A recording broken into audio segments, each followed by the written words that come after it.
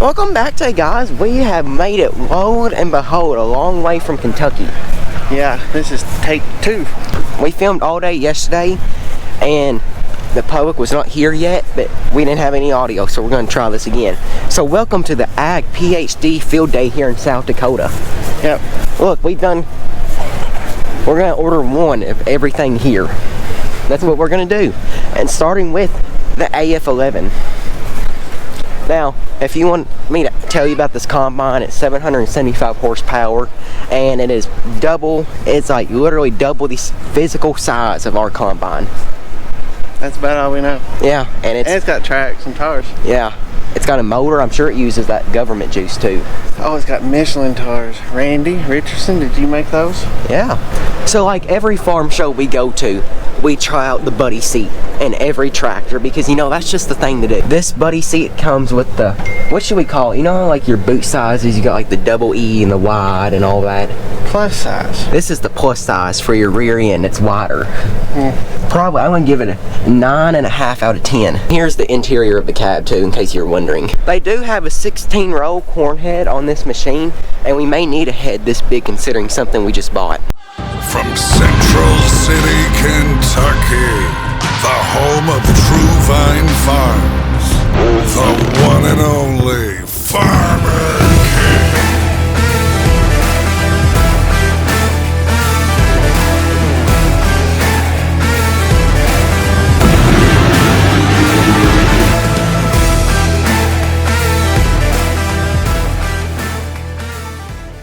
This is Case IH's 715 quad track.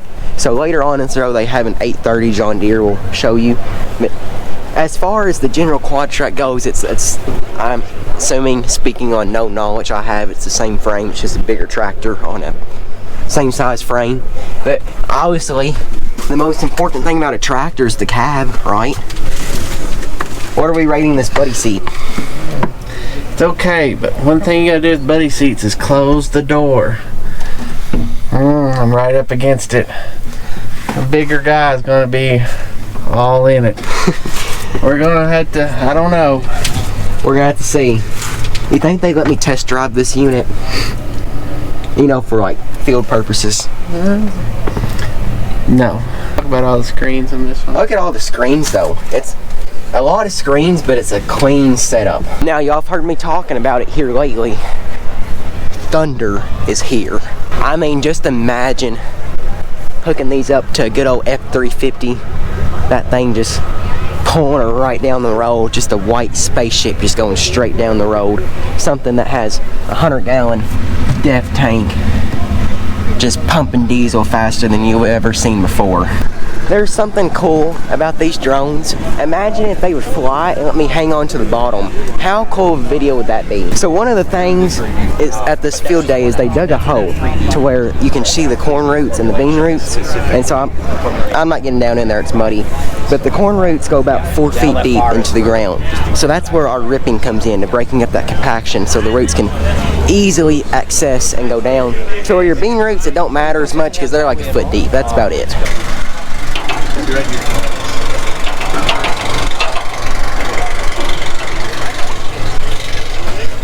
You know, this is one really nice Claas combine. You think they'll send me one this fall? So as we are comparing all of the four-wheel drive tractors, or quad tracks as you can say, we're going to look at Claas's four-wheel drive tractor. Now there's one thing about this tractor that's super cool. This is a fixed frame tractor, meaning that your back wheel steer and your front wheel steer, but the frame is fixed so it doesn't have a pivot point in it. And that is really, I'm not saying that's whether that's nice or not because I've never ran one, but I'm saying that's something different that makes them stand out.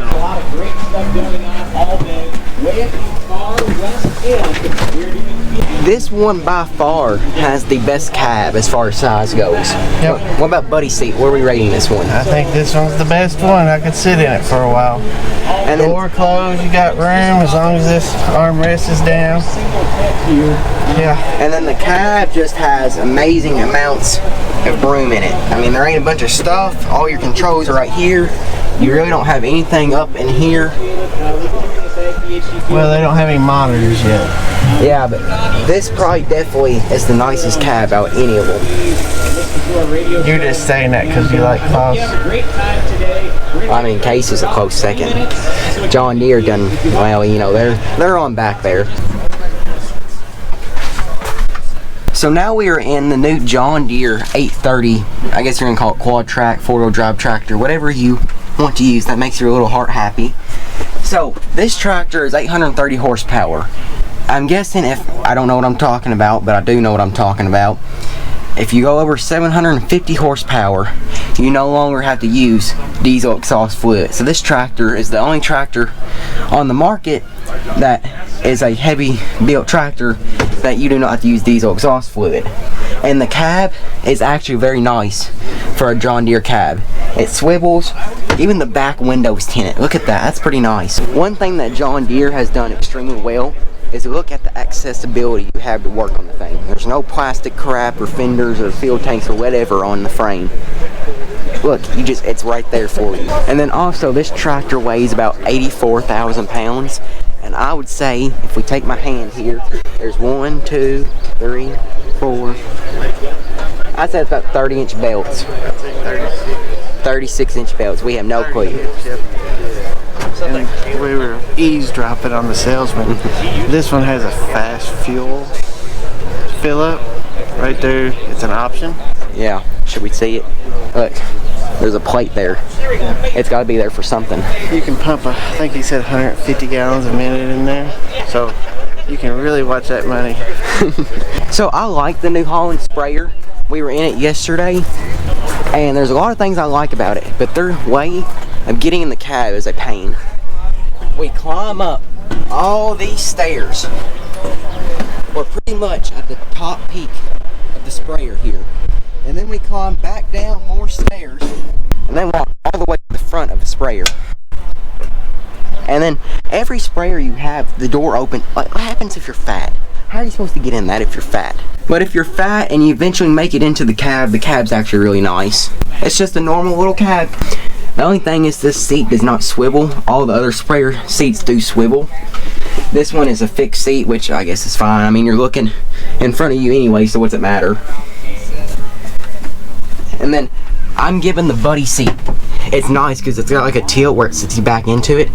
Solid 9.5 out of 10. So you said climbing to the cab is difficult on your exercise, yeah. But just think of it this way.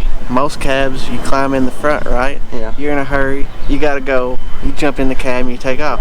At least this one, it forces you to walk by everything to where you may see a potential problem and you can see it right then. So they could have designed it like that, and that's what it's made to do. It's a genius idea now you think of it that way. Yeah, you have to walk by the stuff. You might see something. Yeah. So one thing that New Holland has done that I have seen that none of the other competitors that I'm aware of have done is that you see these legs on the wheels. Every other sprayer that I've seen, it's a leg per wheel mounts straight to the frame. To where this has your leg mounts to this arm and it comes to this center joint, and then this back wheel mounts and comes to this center joint where it's all one leg for 2 wheels. And now, and same thing on the other side to where other sprayers, it's always been more of a leg straight to the frame. And with the one leg to the frame, it's fine, it works great, but it's a lot more stress per leg. So one of the cooler things with the New Holland is it all has shields to where this sprayer is made for more in the US to where we have corn, and it has shields that all fold up to guard everything. But as you fill your sprayer, it hooks in here, and then you have your screen and all your switches right here. But then this folds right back up into the sprayer to be protected from the corn. The New Holland 4 or quad track, 4-track, whatever you want to say, it's pretty much it's the same tractor as what you buy at Case IH, because you know Case IH owns New Holland. Now there are some differences as far as, you know, like your body goes and your plastic. The cab is different, you know, the joystick is a big thing that's different on the things, and then your remotes are a big thing. All of this, I'm not sure. There is buddy seat still Not up to par with some of the other ones of Claas. What's our rating here? It's a 6 probably. Oh my. This ain't turning good. Considering we own New Holland, this ain't good. Well, actually, we don't even own a New Holland anymore. It ain't. It's still at the dealer. It never came back. Look at this massive combine behind us. Yeah.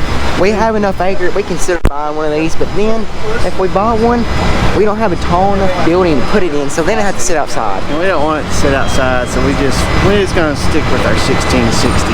Yeah, I mean, really, it's not that much bigger than our 1660. It's about physical to double size. Physically double. Yeah, it's just double. Yeah, so I mean, it's not that much bigger. Yeah. One thing that is cool about the Fendt Ideal Combine is, obviously there's people in the cab right now, but Fendt has gone away with their steering wheel. They have joysticks to steer the Combine, and that's good because, you know, when you put people like my sister in charge of driving stuff, it's harder for her to screw up. I remember our first year, we had just 30 acres. I think we're averaged about 7 bushels an acre. Is that what we got? Which is, you know, back then I was 3. That's like horrible. That's like terrible.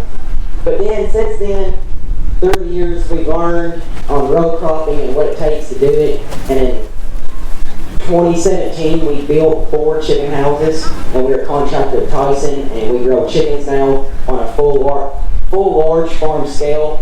And then our row crop, you know, that's a work in progress because land ain't cheap, and it takes a lot of money, a lot of capital. Where are you at, Emerson? We're from Western Kentucky. Am I supposed to keep talking?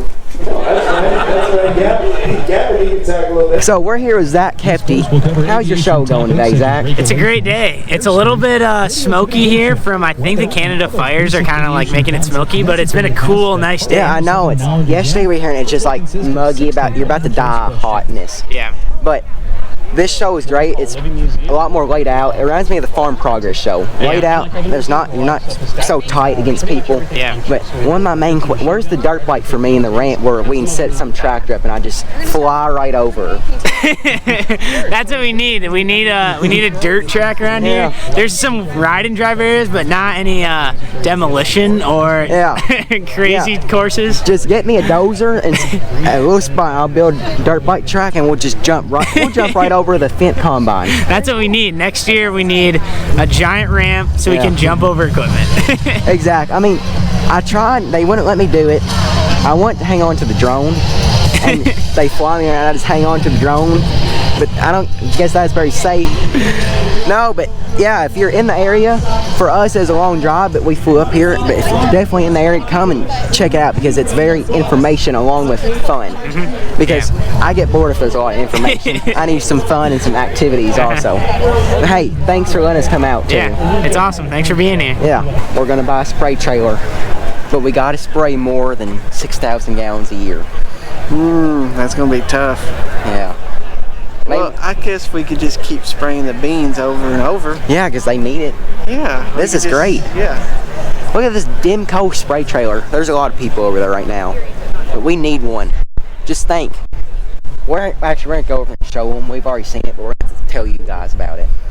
Or if we could get them to make a 2.5 gallon jug. Yeah, like a jug. Like, yeah. Instead of like your bulk containers, we need like a jug adapter insert pump thingy. Yeah.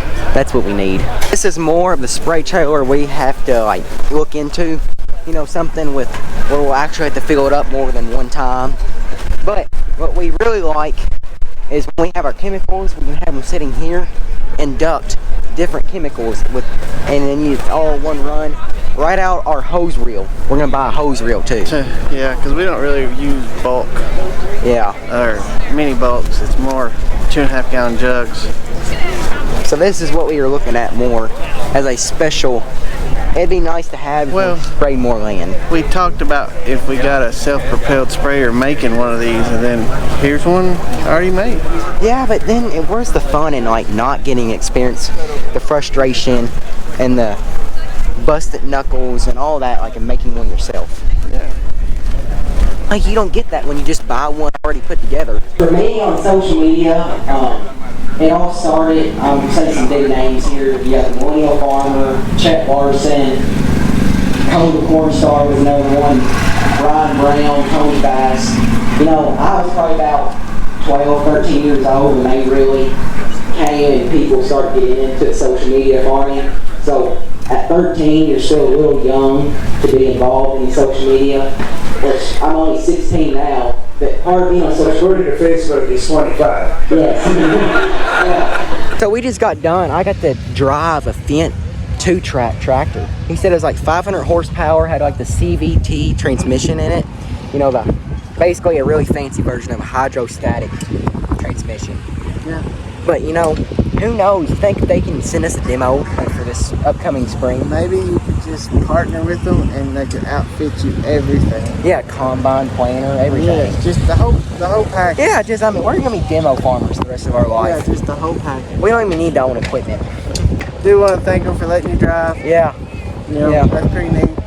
That's something I noticed that when I've never really been around tracks, but it's almost like they pivot on the front and the back end swings around. Yeah.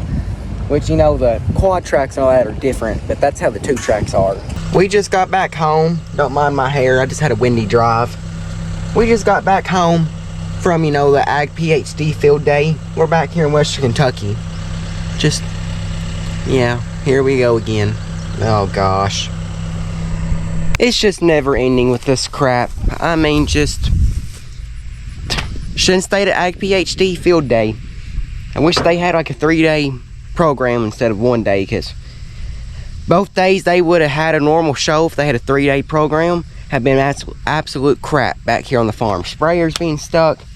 Now a track has rolled off the frame. I mean, like really? I mean, I wasn't even on the excavator for 10 minutes. You know, the sad part is too, I wasn't even moving with the excavator when the track came off. It just slid right off.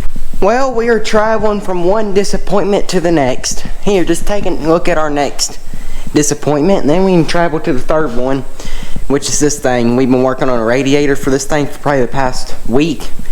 It's not going good. But do you want to talk about your tractor? How much fun you're... Oh yeah, look at this one. We're going to put a joystick in. Oh, like the Fendt Ideal? Yeah. Why not? Well, basically, what is it? Last year it did this once. Yeah. Where it wouldn't go into reverse. It'd go in forward, but won't go in reverse. It won't even shift. And we wiggled some wires behind the cab, and it worked. And it did it again, and we wiggled some wires, and it worked. Well, now the wiggling, that was yesterday. Yeah. And now today the wiggle wire trick won't work. So now we don't have a steering wheel anymore. Well, we don't really know what. So we're just sort of...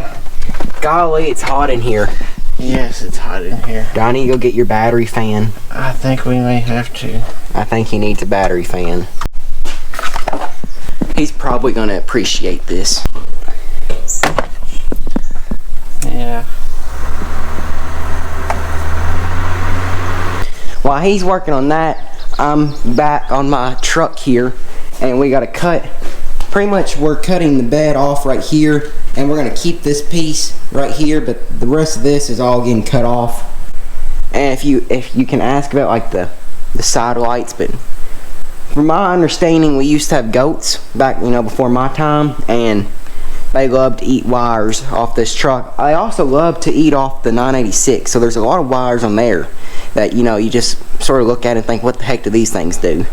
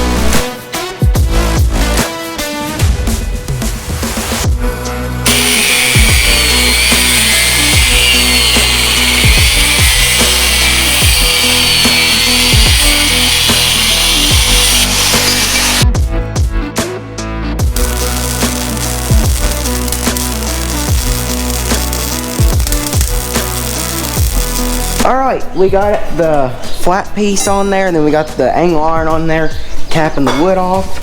So now it's all, I think we're gonna get this truck out of here because we have some other stuff to work on while we wait on the bumper hitch and the gooseneck piece that will go down in the bed. It takes 4 people to drive the tractor in reverse. What? I said it takes 4 people to drive the tractor in reverse to get it out of here. I thought it was just 2 people. I don't know. Somebody else to hold it too. Oh, you got me hooked. Oh yeah. I hope we get these hitches here and we get this truck done. I have a feeling this may turn into a 2-month project. It could. Thank you guys for watching this video. Hope they enjoy it. Remember, faith, family, farm. See you in the next one.